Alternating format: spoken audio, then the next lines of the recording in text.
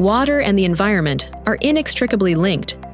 Sustainable development demands solutions that address both, from managing vital water resources to protecting environmental quality and assessing impacts.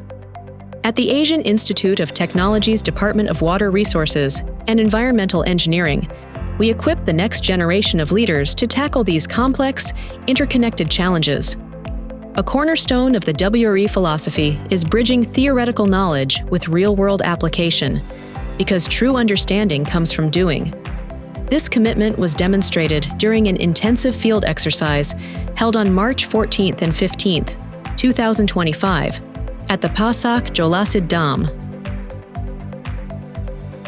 Bringing together students from both the water engineering and management and environmental engineering and management programs, the exercise integrated participants from courses like research design and experimental methods, environmental quality management, environmental impact assessment, and water quality management.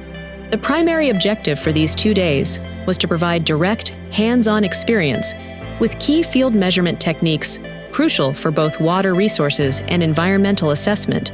The first exercise involved quantifying river discharge using the velocity area method. Teams established a measurement transect across the channel downstream of the service spillway.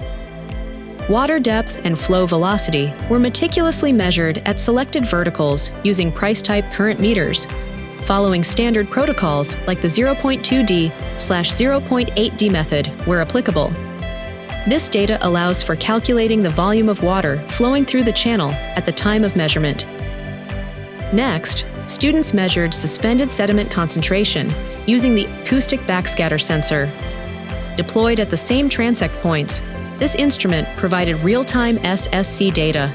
Correct positioning within the flow and averaging measurements over time were key procedural points.